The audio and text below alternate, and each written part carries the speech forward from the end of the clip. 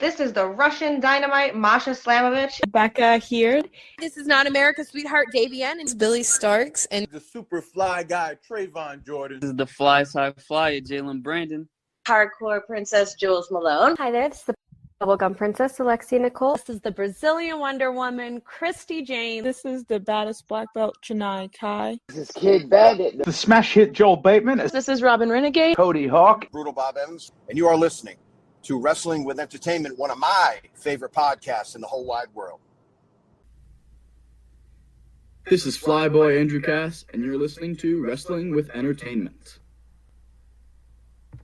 Hello, and welcome to the show. It's Wrestling with Entertainment, the only audio experience on the web today, the trusted choice for interviewing all your favorite wrestlers every Tuesday and Wednesday on YouTube and Castbox, sponsored by Rogue Energy and Player One Coffee. I'm, of course, your host, James J., and it's a great day for wrestling, because we are wrestling with the Flyboy, Andrew Cass. Hello, I'm Andrew Cass. You can find me on Instagram and Twitter /X at AndrewCassPW, and I have merchandise on Pro Wrestling Tees under the name Andrew Cass. Alright, and where can we find the Flyboy event-wise next as well?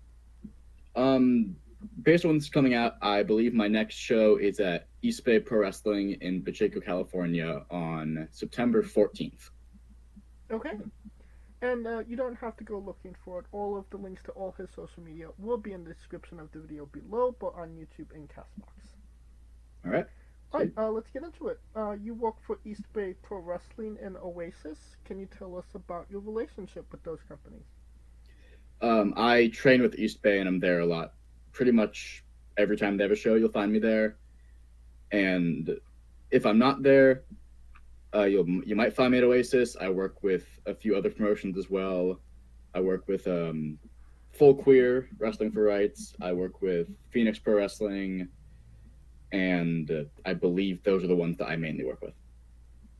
Okay, so East Bay is your home promotion, correct? Yes. Alright, can you tell us about your tag team and OCAC with OC Hayes?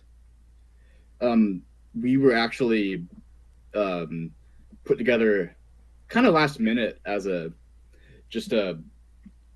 not a replacement tag team, but just put two guys together tag team, and we ended up meshing really well because we train together. We have that camaraderie, and we've been decently successful ever since. I know as of recording this, OC is still out with a little shoulder injury, but at time of release, he'll be back. I believe we're teaming up in September. Okay. And I did notice that there was another guy called JT that was maybe warming his way into making things a trio? Yeah.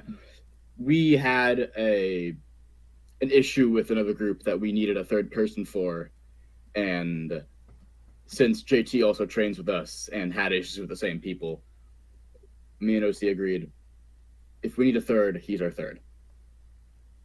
Okay, so if OC is not available, Freebird rule? I'm not too sure about Freebird rule with us.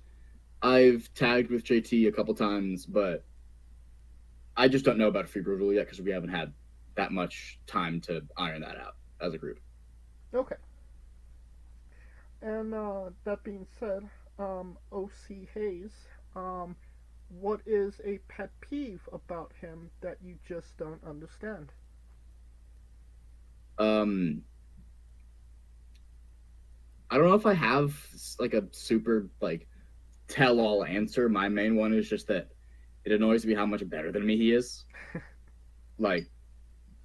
Not in a jealousy type of way, but he's so good, and how? I gotcha. Right. And you are with OC OC, on the East Bay Tag Team Champions. What does it kind of mean to you to hold those championships? Obviously, you are still very new in your career, and obviously that is your home promotion as well. As of right now, we lost the titles due to OC's injury, but holding those belts, it meant a lot to. I know it meant a lot to me, and I assume OC because, I mean, we have trained at that place for over a year, and to be able to represent the whole promotions tag division was something that meant a lot to us. To be able to be the faces of tag team wrestling in that building. When you win those tag team championships, is that a moment you take in the moment, or is that kind of something that sets in afterwards, like, wow, I did this? For me, big wins are more so in the moment because that stress of I have to win this goes away and I'm able to just immediately go, I did it. Now I can celebrate. Now I can, yeah, more or less. Okay, I got you. And you was also PSG Showcase champion, a singles championship as well. It's one thing to, hold tag team championships, but what did it kind of mean to you to hold, a singles championship on your own? There were a few aspects of winning that belt that meant particularly a lot to me. First of all, first championship, singles championship. It's going to mean a lot either way because that's your first real, landmark moment of, I have done something as a singles wrestler. And I won it by beating someone who I have a lot of problems with in Brandon Nash. So there was that factor. And also that event happened, I believe, 2 days after Bray Wyatt passed away. And I used the Sister Abigail in that match. So being able to give my little tribute to one of my first favorite wrestlers was an extra little cherry on top of the whole experience. Okay, I gotcha. Bray Wyatt, big inspiration? Yes. Could you elaborate on your love of Bray Wyatt? He showed me kind of the modern example of what a character in wrestling can be, because as of recent, wrestling has kind of gone a bit away from the character department, at least in the big promotions. But him being so firm and consistent with his character inspired me to just strive for consistency in wrestling regardless, and to always present a united front on who your character is. How are you feeling about how Bo Dallas is portraying the character now? From what I've seen of the Wyatt Six, I am a giant fan. I'm interested to see how it plays out from an in-ring perspective, but the presentation is amazing. I've loved the sit-down interviews with Bo and Eric, and the stuff they've done in the ring with Bo and Chad Gable has been interesting as well. It is going to be interesting to see how the matches go. If there was anything where Bray was maybe on the weaker side, it was translating the story from the screen to the ring. I think Bo has a good chance of putting those critics to rest. Alright. You've been everything that we've been talking about. You've just been wrestling for just over a year now. So what did it kind of mean to you to get all of this success so soon in your career? Is it too much too soon, or is it just the right amount, or is it I need more? What's your headspace? I can't lie, there's times when it's been overwhelming, but I'm able to handle it because I can see on some level that my attachment and connection with the crowd at East Bay has warranted that, because I've been able to connect with them on a personal level, and their support of me has made it that much easier to kind of hold that weight on my shoulders. So, that's a very important thing about pro wrestling is getting that connection with the crowd. What would you attribute your connection to the East Bay crowd? First off, they are an incredibly welcoming crowd. They just want to see wrestling, which I'm fortunately able to give them. But I think a side of why they're so supportive of me is because I'm young. I'm not even 20 years old yet. So there's that kind of youthful, like, untapped excitement in the way that I wrestle and the way that I present myself that helps endear me to them. Okay, I gotcha. That's crazy. You're not even 19 yet. Can you tell us about that time you wrestled as Spiderman? That was fun. We had a Halloween show back in October of last year, and there was a Halloween battle royal, and everyone was dressing up. I believe O.C. Hayes was dressed as Robin. J.T. Hawk was some steampunk character. There was a bunny in there, and I decided, why not dress as my favorite superhero? So I got a Spider-Man costume from Party City, and entered the Battle Royal, didn't win it, but got decently far. And then later in that night, I was wrestling JMM, and figured, I'll keep the Spider-Man costume on, it's Halloween. Alright. Now, you mentioned him earlier, Nasty Nash. Can you tell us about your rivalry with him? I'm not sure if I can go into full detail because I don't want to get this demonetized in any way, but to put it succinctly, I hate everything about him. He's just the worst. I wrestled him at the time of recording last week, and I very much enjoyed being able to just beat him up. So when I say rivalry, there are hard feelings there. Yeah. Does having somebody like that in your way, rivalry wise, do you kind of feel like iron sharpens iron in a way? Yes, I do. As much as I don't like the guy, Nash is very good, and every time I've wrestled him, I've come away with some lesson that I can learn.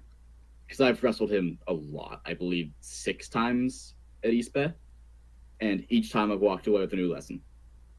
So I very much do believe that with any wrestler, but especially with someone that there's as much personal investment and like just dislike of, there's more opportunities for learning in reflection. Okay, I gotcha. Now, before you started as a wrestler, you were actually a referee as well. Yes. Was there any moments or like anything that clicked for you watching the being the Dark Man in the ring that helped you when you finally stepped in the ring as a wrestler? I can't think of any particular moments, as opposed to just being out there in general helped. Like being a face in front of the crowd and being present, it helped my stage presence, so I was more comfortable being in front of people. There was still the change up of, oh, you're maybe the least important person in the ring too. Oh, you are the focus of attention. That still caught me off guard, but just being a presence in the ring was helped by being a referee.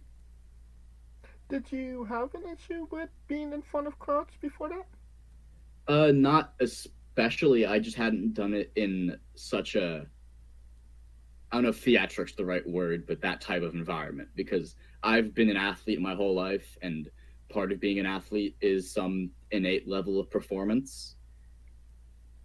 But there's a difference, at least in my understanding of it, between just performing for people to watch and performing to the people themselves. Right.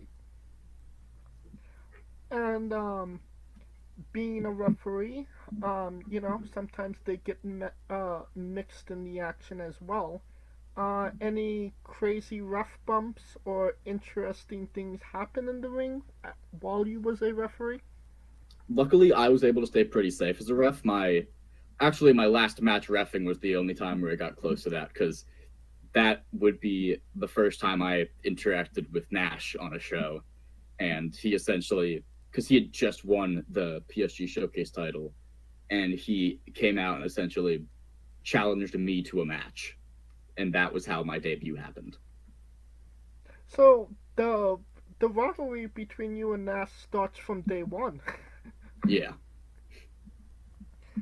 Like I mentioned, just over a year in your first year wrestling, 65 matches with 47 opponents for 12 different promotions.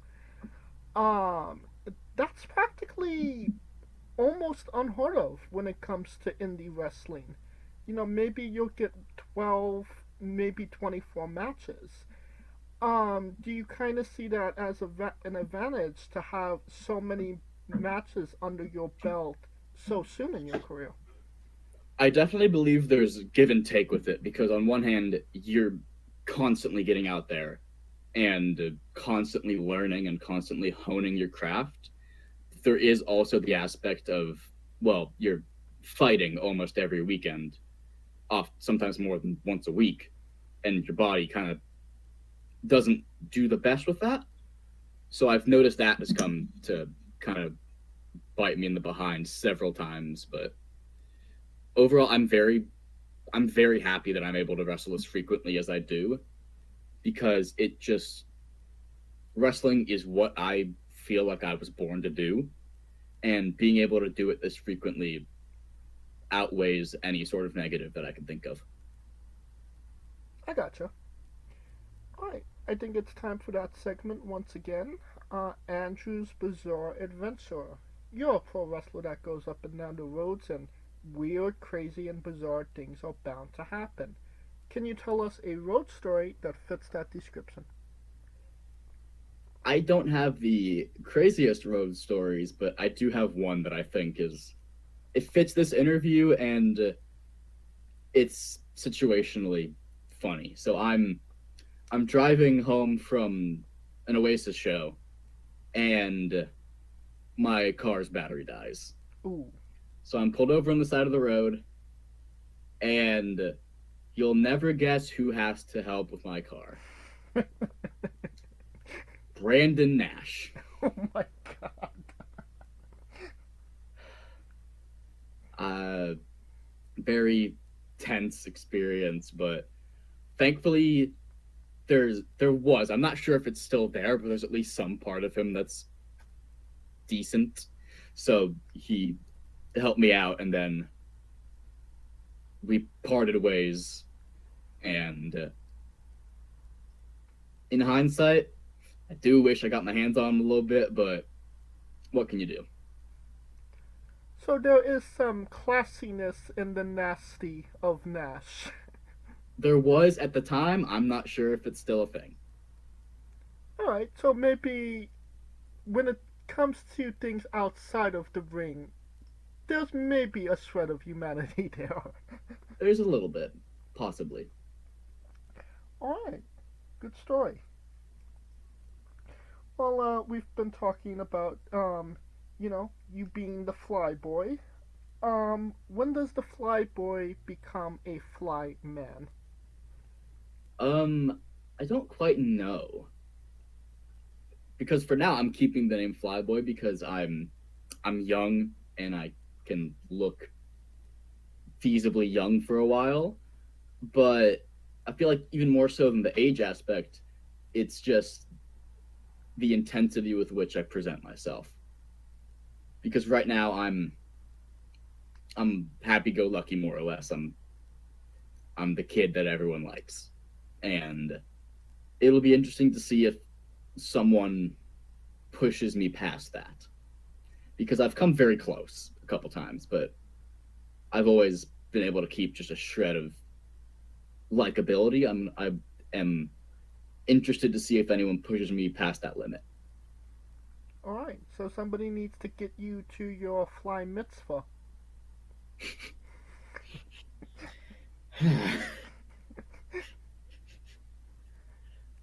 Yes, no. Yes, that is an incredible way to put it. Yes. Well, there's no other way to put this. Jack Nicholson is the best Joker? Jack Nicholson might be the best Joker in my opinion. I love Heath Ledger. I love Joaquin Phoenix, but there's something that only Jack Nicholson's captures for me, and that's just the over the topness of the character, because that's what appeals to me. I love comics, and I love the form of exaggeration that medium can present. Right. I won't get into Joaquin's Joker because I kind of see that as a separate entity, but Fair, yeah. I'm blanking on his name. The Dark Knight's Joker. Heath Ledger. Heath Ledger, thank you. He was very grounded in reality, while Jack Nicholson was a little bit more on the cartoony side, which does make the character pop more as a psychopath.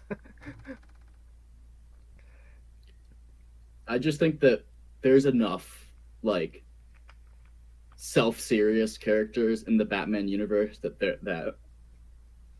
the kind of pomposity that the Joker possesses is something that should stand out as what makes him essentially the best Batman villain.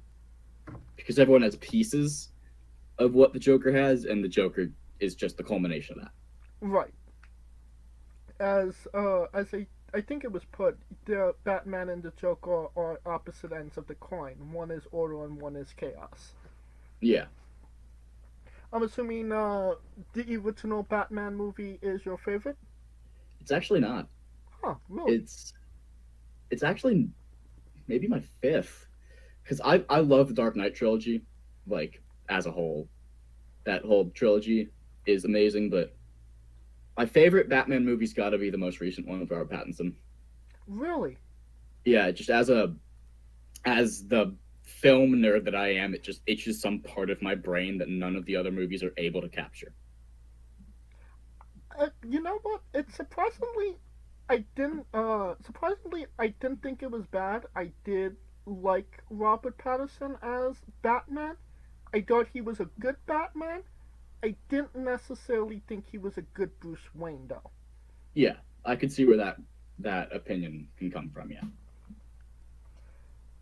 Now, keeping on comic books, when it comes to comic books, are you more of a more DC or Marvel?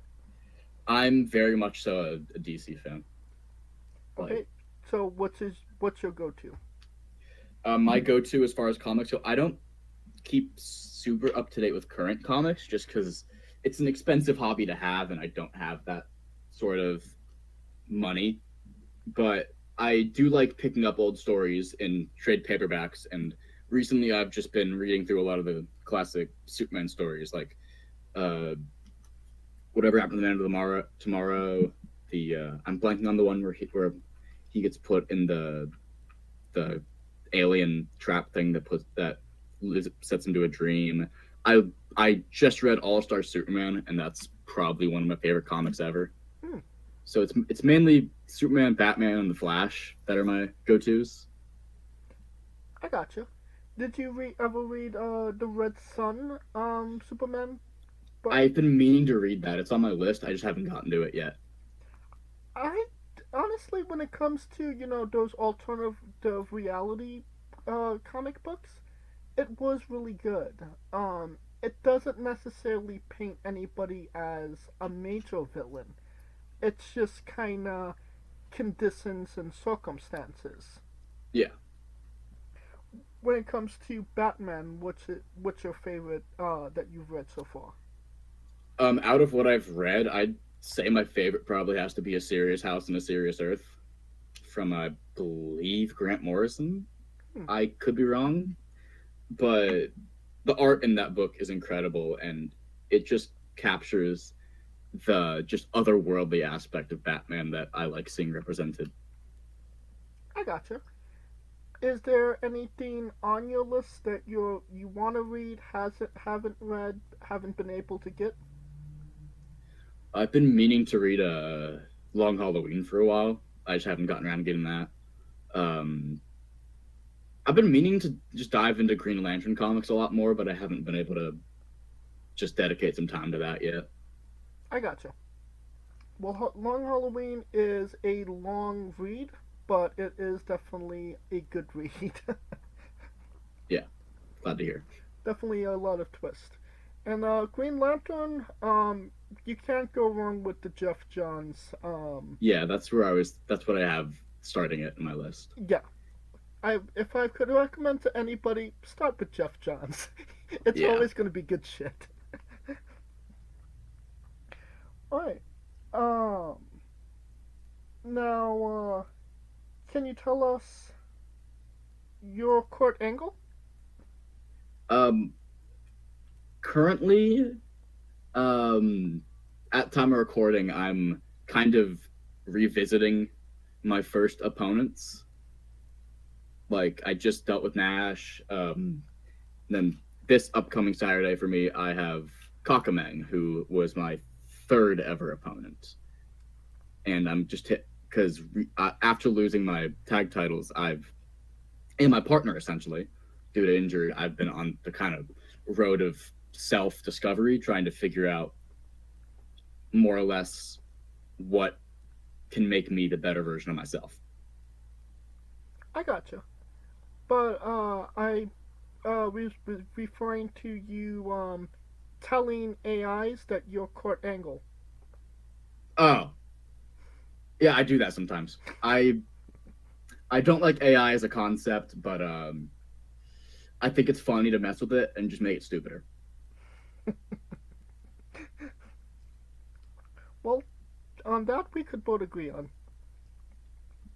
And you've told it that you are Kurt Angle, no? Yes, many times. Every month or so, I just come in and just have a conversation. I'm like, yeah, by the way, I'm Kurt Angle. Just so it gets confused. I love seeing technology break, more or less. Okay. Correct me if I'm wrong, but you were at WrestleMania 39, no? I was at WrestleMania 39, yeah. As a pro wrestler yourself, obviously WrestleMania is the biggest platform for pro wrestling that you could get. So what kind of perspective did being at the show of shows put for your own career? It was before I had debuted, so it gave me a lot of things to think about, a lot of things to like learn from, because I still go back and rewatch it just because I was at night 2 and I loved night 2. I know a lot of people say night 1's better, and it probably is, but I just have some innate attachment to night 2. Like, I think Cody Roman 1 is one of the best matches of that year. Oh yeah. I know the end of it didn't make a ton of people happy, but I just like the match. It's a very well put together match. At the time I wasn't happy, but hindsight being 2020, the match has aged very well. Yeah. And I mean, Night 2 had one of the best matches of either night. Obviously, Snoop Dogg versus The Miz. What a match. The intensity, the passion. This is why we watch wrestling. Oh yeah. Just, Shane McMahon goes down, Snoop Dogg punches the Miz, gives him the Rock people's elbow, send the people home happy. Yeah. What a match. Hell yeah. Alright. I'm not really sure how to transition into this, but can you tell us why there is a 3-minute video of you eating a burrito on your YouTube page? I can't. It's just there. So it's just, there's no context. It's just there. Nope. I just felt like posting it. Well, what kind of burrito was it, at least? I don't remember. Okay. Well, let's get into the colossal question. Let's say they're making a movie about you. Every movie has a soundtrack.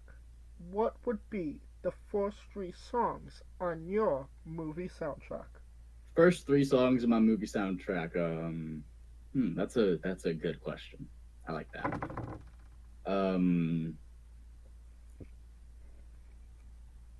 I'd say first would probably have to be The Leveler by Sam Fender.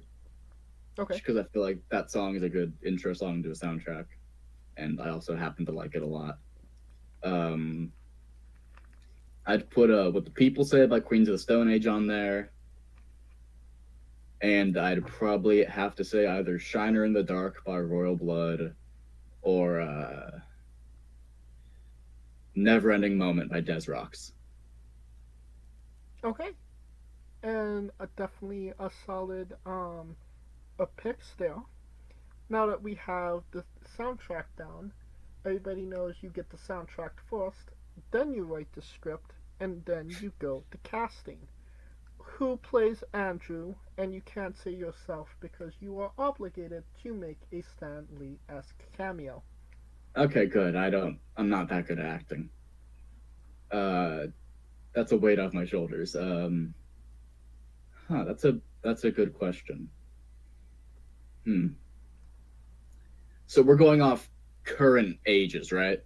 No, anybody you want. Alive, dead, young, old, CGI is a thing. We have unlimited budget. Anybody you want. 2016 Tom Holland. Okay. I'm trying to calculate. Was that Civil War? That was Civil War. Okay, gotcha. Alright. Now every movie has a supporting cast. Who would be 3 people significant to you and your story that would be in your movie, and who would play them? First off, my dad. My dad gets me. My dad got me where I am today. He's just the best. As far as playing him, Hugh Jackman, because I like Hugh Jackman and he's cool. Okay. And he kind of looks like him sometimes. Then I'd probably have to put my friend Akira from high school, because he inspired me in a lot of ways to become an artist and so become a wrestler in some ways. And who would I have play him? I'll come back to him. Third would probably be OC.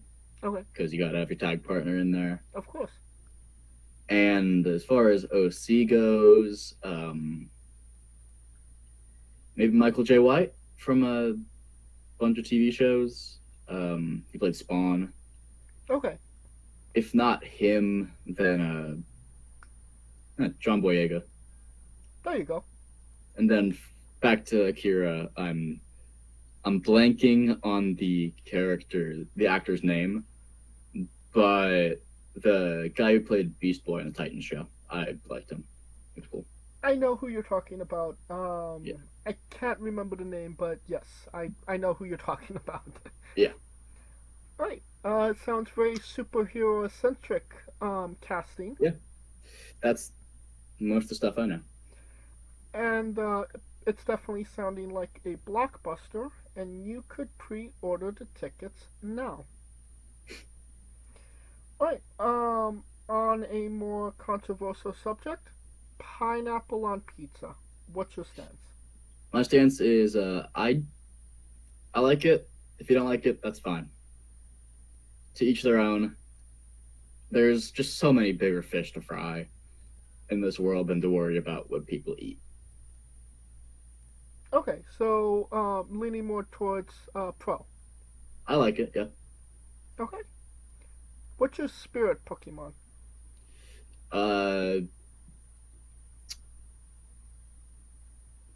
Garbodor. Okay. Now, we love the late great Tracy Smothers on the show. Do Yes, we you do. know the acronym for Thug?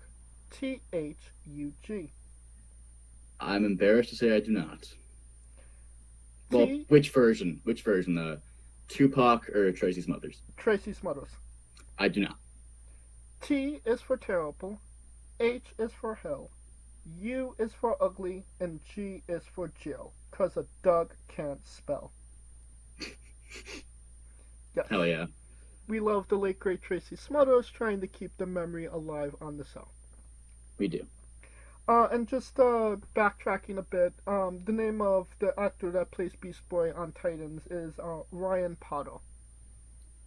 That's who it is. I had the last name in my head. I just couldn't find a first name for it. I got you. Now, weirdest question you'll be asked on a wrestling interview, hopefully. Would you ever consider wrestling a Rock? Not Dwayne Johnson, not the country, an actual physical Rock. Yeah, I'll do it. Okay, so Andrew Cass versus The Rock. Just for context, there is a wrestler named Psycho Mike that indeed wrestled a Rock for over 15 minutes in a Tungsten Man match. That's an Iron Man match that lasts for 2 weeks. That's awesome. Yes. And unfortunately, Mike did not defeat The Rock. Damn it, Mike. Yes. It was 319 to 319. They tied, but The Rock was the champion, so he retained because it was a draw. Damn it. Yes. Alright, on a more serious note, where do you see yourself in 5 years? In 5 years, I see myself ideally wrestling all over the country, but on a more feasible level, I see myself mainly working around the California, Oregon, Nevada, that general area. Right. Trying to portray my high-flying cruiserweight style to the best of my ability and just being a hot commodity that people want to see wrestle. And what is a match people should go out of their way to see that best shows off what Andrew Cass is all about as a wrestler?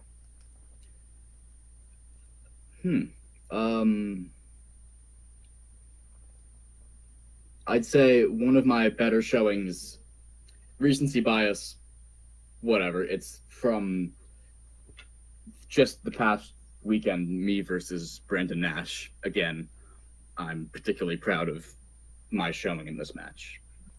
Can we find that on YouTube? Yes, I'll send you a link right after the show. And I will take that link and I will put it in the description of the video below, but on YouTube and Castbox, for anybody that hasn't seen it, wants to see it, wants to re-see it after this interview. And since we are nearing the conclusion of this interview, we are wrestling with the 8 questions of doom. This is our speed round, our bonus round, the round where we see who you really are. Are you ready? Yes. Excluding yourself, greatest wrestler of all time. Bryan Danielson. Worst wrestler. Probably, come back to me on that one. Would you like the default answer? Sure. You have chosen Eva Marie. Okay, I can see that. You're main eventing WrestleMania for the World Championship. Who is your opponent? Seth Rollins. If you could come out to anyone's entrance music, past or present, who would it be? Hangman Page. Finish the sentence. Kayfabe is Something. we would have also accepted tastes great on toast. Squash, vegetable or fruit? I'm not very knowledgeable on the concept of squashes. I'd say vegetable, but I'm not well versed in horticulture, so. So vegetable is your answer. I suppose, yeah. Well, it is indeed a fruit. Shucks. It has seeds, tomato logic. But you are a part of Squash Squad, and that means a lot more. New Japan wrestler Taichi, his ring gear gets smaller every year, revealing more of himself to the world. My question, what is the appropriate trunks to butt cheek ratio for ring gear? I'm going to speak for masculine wrestlers, which is the only place that I feel comfortable answering. Just below cheeks. Just below the cheeks. So Just below. Okay, so like 10%. Yeah. Alright. And the last question, the main event, the thing everybody wants to know. Have you ever had a conversation with a stranger in a supermarket about Darby Allin? Probably not. My And memory isn't the greatest, but probably not. And that is the correct answer. That will conclude this interview. Thank you so much for coming on and doing this with me. Of course. It's fun. Once again, where can we find all things Andrew Cass on social media and your merchandise? On social media, I am at Andrew Cass PW. I believe all lowercase on both. And my merch is on Pro Wrestling Tees under the name Andrew Cass. Okay. And you don't have to go looking for it. All of the links to all his social media will be in the description of the video below, but on YouTube and Castbox. Simply click the link. A new tab will appear on whatever device you are on. You have no excuse. Buy a damn shirt. Of course, thank you for listening. If you like what we're doing, please like, subscribe, comment, both on YouTube and Castbox. This was sponsored by Rogue Energy and Player One Coffee. Join us tomorrow as we interview Johnny Pierce, and join us every Tuesday and Wednesday for new incredible interviews. Follow the show at Wrestling with E, both on X, Thread, and Instagram for information on who we're interviewing, when we're interviewing them, links to those interviews, and so much more. Follow me personally at JamesJ993. Alright, when I say Wrestling with, you say entertainment, okay? Okay. For our special guest Andrew Cass, Kaliko Yacht, Scooter Dust, I'm James J, and this has been Wrestling with Entertainment. Hey folks, this is the Colossal Mike Law, and you are listening to Wrestling with Entertainment. Enjoy the show, support these guys. We appreciate it very much. We'll see you at ringside.